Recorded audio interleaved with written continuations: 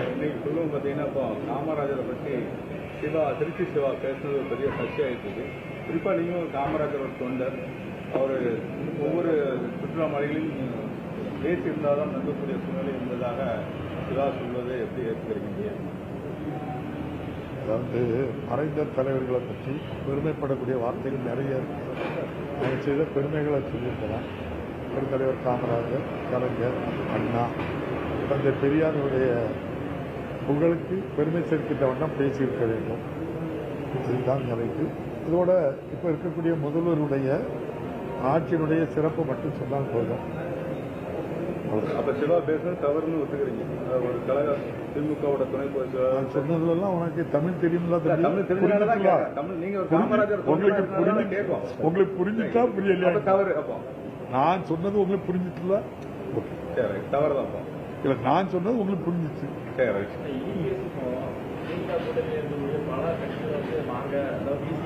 அது அரசியல் பேச்சு, அரசியல் தான்.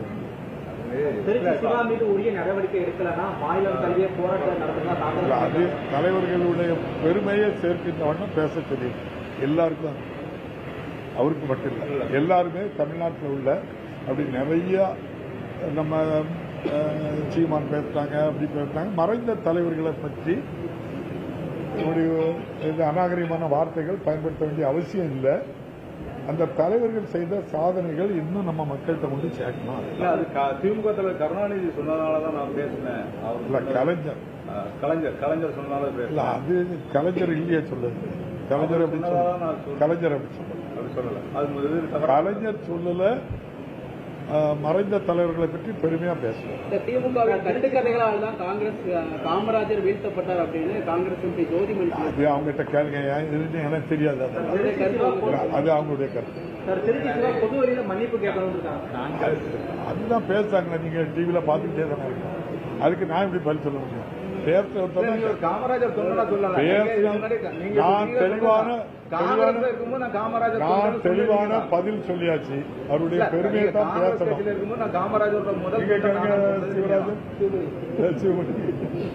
திருச்சி சிவா வந்து பொது வழியில மன்னிப்பு கேட்கணும்ன்ற மாதிரி அது கேட்டிருக்காங்க. உங்களை மாதிரி நானும் பார்த்திருக்கேன். அவருக்கு அது அவர் தான் பதில் சொல்லணும். அவரு சம்பந்தப்பட்டதுக்கு அவர் தான் பதில் சொல்லணும். ஏன்னா வேற யாரும் பதில் சொல்ல வேண்டிய அவசியம் இல்ல. ஒரு கழக இல்லை,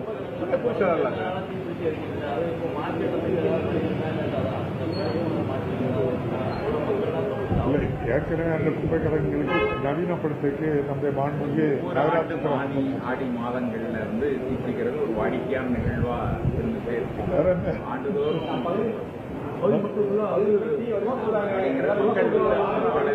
அது உண்மையான அந்த பகுதி மக்கள் வச்சு விட்டுறாங்களாங்கிறத நான் உண்மைக்கு புறம்பான செய்தியா இருக்கலாம். அது கண்டுபிடிக்காம யார் மேலேயும் பழி சுமத்தக்கூடாது. அது எப்படி வந்தோ தெரியல. அத மக்களுக்கு பாதிப்பில்லாத அளவுக்கு நடவடிக்கை. அதிகாரிகள் நீதிமன்ற அவமதிப்பு வழக்கில் தொடர்ந்து அற்படக்கூடிய நிலை இருக்கு. 5 ஐஏஎஸ் ஆஃபீஸர் போனாங்க. அந்த 2 நாளைக்கு முன்னாடி ஒரு 2 ஐஏஎஸ் ஆஃபீஸர்.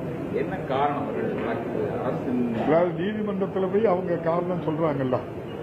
அதிகாரிகள் சரியான நேரத்தில் போகல அப்படிங்கறதுனால ஏற்படக்கூடிய அதுக்குரிய பதில அவங்க சொல்லியிருக்காங்க. எல்லாரும் சமம் தானே. நீதிமன்றத்தில் ஒரு பிரச்சனை வந்துன்னா அது ஐஏஎஸ் ஆஃபீஸரோ ஐபிஎஸ் ஆஃபீஸரோ அல்லது பத்திரிகையாளர்களோ அரசியல்வாதி எல்லாரும் சமம்.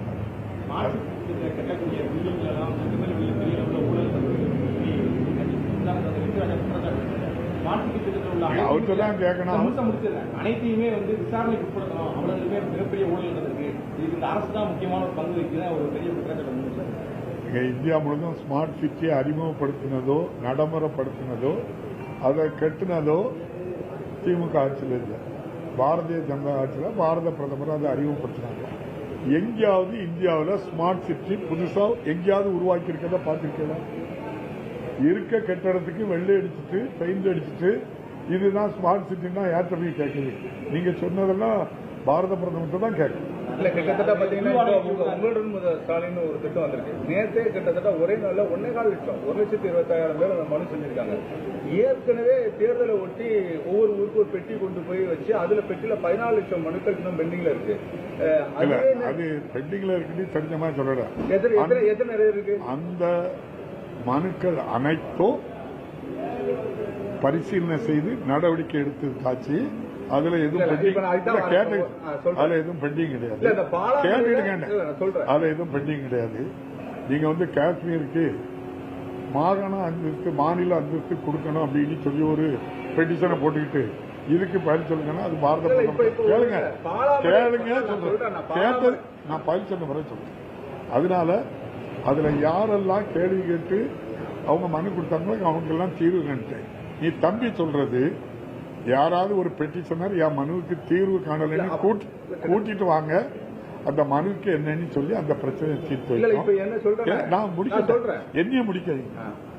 உங்ககிட்ட பெட்டிஷன் இருந்தா கடந்த முறை முதலமைச்சர் வரும்போது 84 பேருக்கு பாலாமடை பகுதியில் பட்டா கொடுத்தாங்க.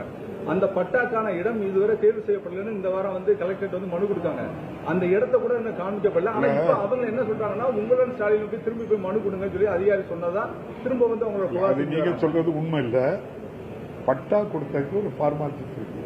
ஒரு சர்வே நம்பர் ஒரு கிராமத்துல அரசு இடமா இருந்தா புரிஞ்சுக்கிட்டு அரசு இடமா இருந்தா அல்லது நக்கம் புறம்போக்கா இருந்தா அதுல பட்டா வழங்குவாங்க.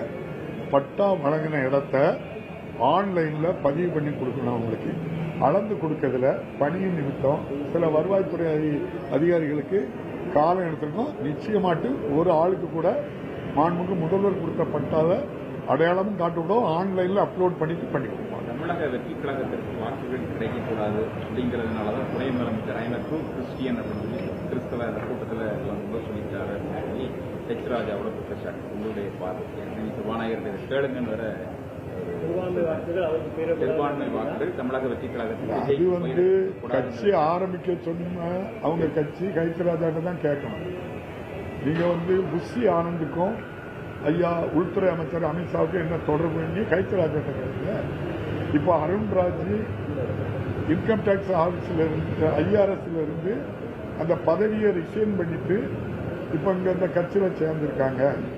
அவரை யாரு ரிசைன் பண்ண சொன்னா அவரு காலத்துல எங்கெல்லாம் இன்கம் டேக்ஸ் ரைடுக்கு போனாங்க, யார் மூலமா போனாங்க, அவர் எடுத்த நடவடிக்கை என்ன சொல்லுங்க. நீங்க அதை இவ நீங்க என்னது அர்ஜுன் மாதவ அர்ஜுன் அவங்க சொன்னாங்க 1000 கோடி ரூபாய் மாதம் வருஷம் சம்பாதிக்கிறவரு அந்த சம்பாத்தியத்தை விட்டுட்டு இங்க அரசியலுக்கு வந்திருக்காங்கன்னு சொன்னாங்க. சந்தோஷம்.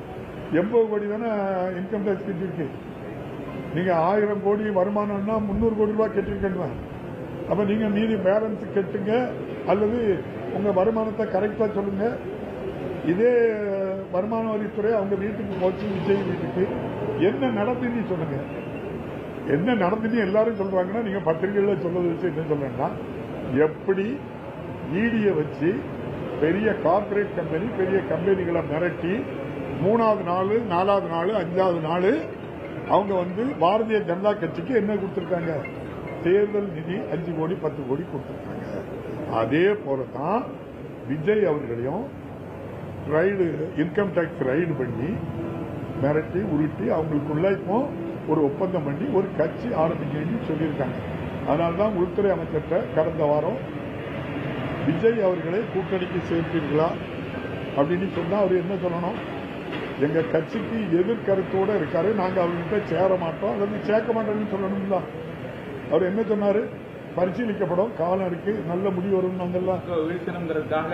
அப்ப நீங்க வந்து இல்ல நீங்க உங்களுக்குள்ள ஒரு ஒப்பந்தம் வச்சு என்ன நீங்க ஏசுங்க, இந்த கட்சி ஆரம்பிச்சு பாரதிய ஜனதா கட்சிக்கு எதிரான ஓட்டு உங்களுக்கு வரட்டு, அதுக்காக அதை விட்டுக்கிறாட்டு பரவலா எல்லாரும் சொல்றாங்க.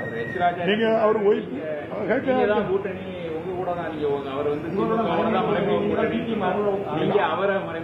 இல்ல நாங்க சொல்லலாம், நாங்க அவரை கட்சி ஆரம்பிக்க நாங்க சொல்லல. நாங்க அமித்ஷா இல்ல புஷி ஆனந்தும் ஐயா உள்துறை அமைச்சர் ஐயா அமித்ஷா அவர்களும் நெருங்கிய நட்பு. அது என்ன நட்புன்னு நீங்க தான் கேட்டு சாதிச்சிருக்கலாம்.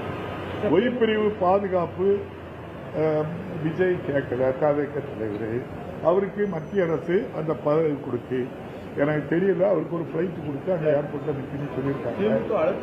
12-24 அந்த தனி பிளைட்ல போயிருக்காங்க. அது யார் பிளைட்டு, வாடகா, சார்ட்டடா, என்ன நீங்க தானே விளக்கம் கேட்கணும். அப்ப நீங்களே ஏன்ட்ட கேட்டாச்சு முடியுமா? அதானே தொடர்ந்து சொல்லிட்டு மேல ஒரு 1000 ரூபாய்க்கு மோட்டார் பெட்டிகேஸ் கூட போட்டு ஒரு அழுத்தம் தானே கொடுத்தாங்க. அரசியலுக்கு வான ஒரு அழுத்தம் கொடுத்தது. ரெண்டாவது அவரோட சினிமாவோட டைரக்டா அவரோட ரிலீஸ் பண்ண முடியாத சூழ்நிலையா இருந்தது. நீ தம்பி கூட இருந்து நம்ம அந்த விஜய் கூட இருந்து இவ்வளவு தெரிஞ்சிருக்க, நீங்க தான் முடிவு சொல்லணும். நன்றி. அதானி குழுமம் வந்து இந்த ஆண்டு 4 மடங்கு போன வருஷம் 76 கோடி கொடுத்துருக்காங்க. இந்த வருஷம் வந்து 275 கோடி கொடுத்துருக்காங்க. பாஜக காங்கிரஸ் கட்சிக்கு கொடுத்துருக்காங்க. கொடுத்த நிதி குறைவு 10 கோடி கொடுத்துருக்காங்க. எப்படி பார்க்கிறீங்க? எதிர்கட்சிகளுக்கும் கொடுத்துருக்காங்க. ஒடிசாவில் இருக்கக்கூடிய பிஜு பட்நாயக் அந்த கட்சிக்கு, நவீன் பட்நாயக் அவர் கட்சிக்கும் கொடுத்துருக்காங்க. அதிகபட்சமா பாரதிய ஜனதா கட்சிக்கு 275 கொடுப்பாங்க. அவ்வளவு ஏர்போர்ட்டும் அவருக்கு கொடுக்காங்க, அவ்வளவு ஆர்பரியும் கொடுக்குறாங்க. இது ஒரு பெரிய இது இல்லையா? எத்தனை லட்சம் கோடி ரூபாய்க்கு அரசு நிர்மாணம் பண்ணி அதை கொடுக்கும்போது இதை கொடுத்தா நீங்க தான் கேட்கணும். உங்களுடன் ஸ்டாலின் ராதாபுரம் தொகுதியில் எப்படி நடக்கும்? நல்ல திட்டம் இது. அரசியலுக்காக இதை நான் பேசல, அப்படி பேசாத. தமிழ்நாடு முழுதும் 10,000 இடத்துல அந்த நிகழ்வு நடக்கு. நம்ம மாவட்டத்தில் மட்டும் 255 இடத்துல நம்முடைய மாவட்ட ஆட்சியர் ஏற்பாடு செய்திருக்காங்க. நான் நம்முடைய பேட்டையில் நம்ம அது இந்த இடம் டவுன்ல நடந்த நிகழ்ச்சியிலேயே நான் கலந்துக்கிட்டேன். ஆனால் அங்கே என்ன நடந்துன்னு நான் முழுமையாக இருந்து அதை பார்க்கல. அதை முடிச்சுட்டு நானும் மாவட்ட ஆட்சியரும் வள்ளியூர் ஒன்றியம் லெவஞ்சிபுரம் ஊராட்சிக்கு போயிருந்தோம். அங்கே மக்கள் நிறையா கோரிக்கையோடு அங்கே வந்துருந்தாங்க. நாங்கள் ஒரு 2 மணி நேரம் 1 மணி நேரம் இருந்துட்டு பார்க்கும்போது கிட்டத்தட்ட ஒரு 10-20 பேர்களுக்கு அவங்க கோரிக்கை நிறைவேற்றப்பட்டது. உதாரணமா ரேஷன் கார்டில் பெயர் மாற்றம், பெயர் நீக்கம், அது உடனே சர்டிபிகேட்டை போட்டு கையில் கொடுத்துட்டோம். என்னமா ரேஷன் கார்டே இல்லாமல் இருக்காங்க, வாங்க முடியாமல் இருக்காங்க, அங்கே ஒன்று கொடுத்தா 45 நாளில் கொடுக்க போறாங்க. ஆதார் அட்டை இல்லாமல் இருக்காங்க, உடனே கொடுத்தாங்க. முதலமைச்சர் காப்பீடு திட்டம் அந்த குடும்பத்துக்கு கிடைக்கல, அங்கே போய் மனு கொடுக்குறாங்க. அந்த முகாமிலேயே அதை கொடுத்துட்டாங்க. இது போக ஒருத்தர் பட்டா வேணும், அந்த பட்டாவுக்கு 4 ஆவணம் சமர்ப்பிக்கணும். குறிப்பா நீங்க வந்து தாய் பத்திரம் வேணும்னு கேட்கங்க. அப்போ நீங்க என்ன சொல்லுவாங்க? முன்னால தாய் பத்திரம் இல்லாததனால் உங்கள் மனு திரும்ப அனுப்பப்படுகிறது, நிராகரிக்கிறது. நம்முடைய மாண்புக்கு முதல்ல இப்ப கொண்டு வந்திருக்கல உடனே அவங்களுக்கு ஒரு மெசேஜ் போகும், நீங்க இந்த ஆவணங்கள் தரணும், இது மட்டும்தான் இருக்கு, இது இல்ல அனுப்புங்க அப்படிங்காங்க. உடனே அவங்களுக்கு மெசேஜ் பண்ணி அனுப்பி அதை வாங்கி பரிசீலனை பண்ணி அதை கொடுத்துருந்தாங்க. 15 துறை அதிகாரிகள், 46 வகையான சர்வீஸ், அந்த என்ன முடியுமோ அது அவ்வளவு அவங்க பண்றாங்க. அவ்வளவும் அந்த அதிகாரிகளும் மகிழ்ச்சியோட செய்வாங்க. நாங்க